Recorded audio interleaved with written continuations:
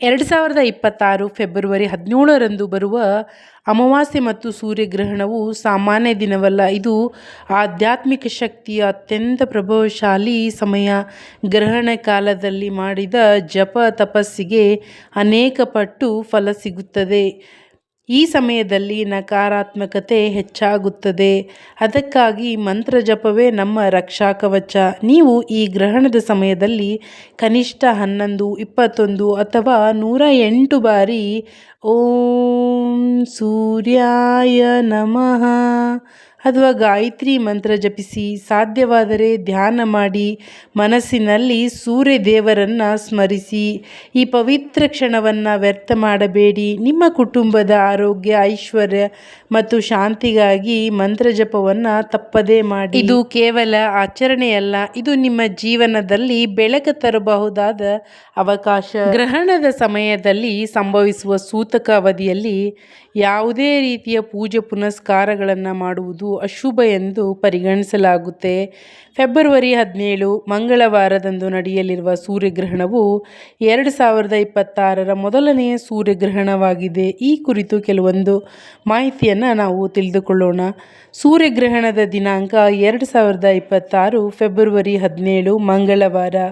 ಭಾಗಶಃ ಗ್ರಹಣ ಆರಂಭ ಮಧ್ಯಾಹ್ನ 3:26ರಿಂದ. ಗರಿಷ್ಠ ಗ್ರಹಣ ಪ್ರಾರಂಭ ಸಂಜೆ 5:12. ಅತ್ಯಂತ ಗರಿಷ್ಠ ಗ್ರಹಣ ಸಮಯ ಸಂಜೆ 5:43. ಗ್ರಹಣ ಅಂತ್ಯದತ್ತ ಸಾಗುವ ಸಮಯ ಸಂಜೆ 6:12.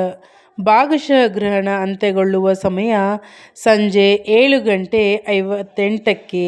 2026ರ ಮೊದಲ ಸೂರ್ಯಗ್ರಹಣವು ಅಂಟಾರ್ಟಿಕಾ, ಆಫ್ರಿಕಾ, ದಕ್ಷಿಣ ಅಮೆರಿಕದಲ್ಲಿ ಗೋಚರಿಸಲಿದ್ದು ಭಾರತದಲ್ಲಿ ಇದರ ಗೋಚರತೆ ಇರುವುದಿಲ್ಲ.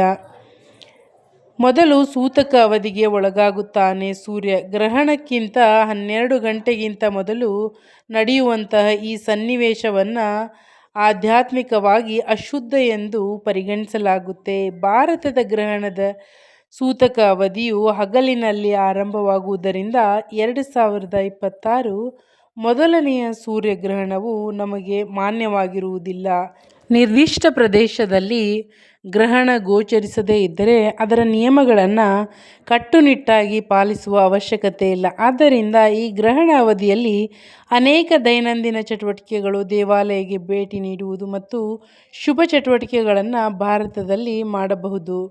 ಆಧ್ಯಾತ್ಮಿಕವಾಗಿ ಸಂಬಂಧಿಸಿದಂತೆ ಈ ಕೆಲಸಗಳನ್ನು ಸೂರ್ಯಗ್ರಹಣದ ಸಮಯದಲ್ಲಿ ಪವಿತ್ರ ಪುಸ್ತಕಗಳನ್ನು ಓದುವುದು, ಮಂತ್ರಗಳನ್ನು ಪಠಿಸುವುದು ಮತ್ತು ನಾಮಜಪ ಮಾಡುವುದು ಸೇರಿದಂತೆ ವಿವಿಧ ಆಧ್ಯಾತ್ಮಿಕ ಅಭ್ಯಾಸಗಳನ್ನು ಮಾಡಬಹುದು. ಸ್ನಾನ ಮಾಡಿ. ಗ್ರಹಣ ಹಿಡಿಯುವುದಕ್ಕಿಂತ ಮೊದಲು ಮತ್ತು ಗ್ರಹಣ ಬಿಟ್ಟ ನಂತರ ಸ್ನಾನ ಮಾಡಬೇಕು. ಇದು ನಕಾರಾತ್ಮಕ ಶಕ್ತಿಯನ್ನು ದೂರಾಗಿಸುತ್ತದೆ. ಪವಿತ್ರ ನದಿಯಲ್ಲಿ ಸ್ನಾನ ಮಾಡುವುದು ಕೂಡ ಮಹತ್ವವಾಗಿದೆ. ದಾನ ಮಾಡಿ. ಗ್ರಹಣ ಮುಗಿದ ನಂತರ ಸ್ನಾನ ಮಾಡಿ. ಮೊದಲು ನಿಮಗೆ ಕೈಲಾದಷ್ಟು ದಾನವನ್ನು ಮಾಡಬೇಕು. ಈ ದಿನದಂದು ಹಾಲು, ಕಪ್ಪು ಬಟ್ಟೆ, ಕಪ್ಪು ಉದ್ದಿನಬೇಳೆ, 7 ಬಗೆಯ ಧಾನ್ಯಗಳು ಮತ್ತು ಬಿಳಿ ಬಟ್ಟೆಗಳನ್ನು ದಾನ ಮಾಡಬೇಕು. ಸೂರ್ಯಗ್ರಹಣದ ಸಮಯದಲ್ಲಿ ಆಹಾರ ಸೇವಿಸುವುದಾಗಲಿ ಅಥವಾ ಆಹಾರವನ್ನು ತಯಾರಿಸುವುದಾಗಲಿ ಮಾಡಬಾರದು. ಇದು ನಕಾರಾತ್ಮಕ ಶಕ್ತಿಯಿಂದ ಆರೋಗ್ಯದ ಸಮಸ್ಯೆಗಳನ್ನು ಆಹ್ವಾನಿಸುತ್ತದೆ. ಸೂರ್ಯಗ್ರಹಣದ ದಿನದಂದು ಹೊಸ ಉದ್ಯಮಗಳನ್ನು, ಹೊಸ ಕೆಲಸಗಳನ್ನು ಪ್ರಾರಂಭಿಸಬೇಡಿ. ಪ್ರಮುಖ ಪತ್ರಗಳಿಗೆ ಸಹಿಯನ್ನು ಹಾಕಬೇಡಿ. ಪ್ರಮುಖ ನಿರ್ಧಾರಗಳನ್ನು ತೆಗೆದುಕೊಳ್ಳಬೇಡಿ. ಹೊಸ ವಸ್ತುಗಳನ್ನು ಕೂಡ ಖರೀದಿ ಮಾಡಬೇಡಿ. ಮದುವೆಗಳು, ಗೃಹ ಪ್ರವೇಶ, ಮುಂಡನ ಸಮಾರಂಭಗಳಂತಹ ಶುಭ ಸಮಾರಂಭಗಳನ್ನು ಮಾಡುವುದನ್ನು ತಪ್ಪಿಸಬೇಕು. ಈ ದಿನದಂದು ವಾದ ವಿವಾದಗಳನ್ನು ಮಾಡೋದು, ಜಗಳವಾಡೋದು ಮತ್ತು ನಕಾರಾತ್ಮಕ ಚಿಂತನೆಗಳನ್ನು ಮಾಡುವುದು ತಪ್ಪು. ಗ್ರಹಣದ ಸಮಯದಲ್ಲಿ ಕೂದಲು ಕತ್ತರಿಸಬೇಡಿ, ಕ್ಷೌರ ಮಾಡಬೇಡಿ, ದೇಹಕ್ಕೆ ಎಣ್ಣೆ ಹಚ್ಚಬೇಡಿ ಅಥವಾ ದೇವಾಲಯಗಳಿಗೆ ಭೇಟಿ ಮಾಡಬೇಡಿ. ಸೂರ್ಯ ಮಂತ್ರ ಓಂ ಹಾಂ ಹ್ರೀಂ ರಾಂ ಸಂ ಸೂರ್ಯಾಯ ನಮಃ ಆದಿತ್ಯ ಹೃದಯ ಸ್ತೋತ್ರವನ್ನು ಪಠಿಸಬಹುದು. ಸೂರ್ಯದೇವರಿಗೆ ಸಮರ್ಪಿತವಾದ ಈ ಒಂದು ಸ್ತೋತ್ರವನ್ನು ಪಠಿಸುವುದರಿಂದ ಆತ್ಮವಿಶ್ವಾಸ ಮತ್ತು ಧೈರ್ಯ ವೃದ್ಧಿಯಾಗುವುದು, ಆರೋಗ್ಯದ ಸಮಸ್ಯೆಗಳು ಪರಿಹಾರವಾಗುವುದು, ಶತ್ರುಗಳ ವಿರುದ್ಧ ಜಯ ಸಾಧಿಸುವ ಇದು ಸಹಾಯ ಮಾಡುತ್ತೆ.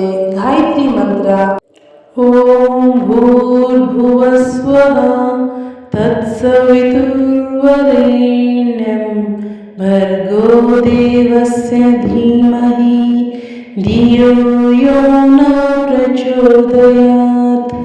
ಮಹಾಮೃತ್ಯುಂಜಯ ಮಂತ್ರ ಓಂ ತ್ರಯಂಬಕಂ ಯಜಾಮಹೇ ಸುಗಂಧಿಂ ಪುಷ್ಟಿವರ್ಧನಂ ಉರ್ವಾರುಕಮೇವ ಬಂಧನಾನ್ ಮೃತ್ಯುರ್ಮುಕ್ಷೀಯಮೃತಾತ್.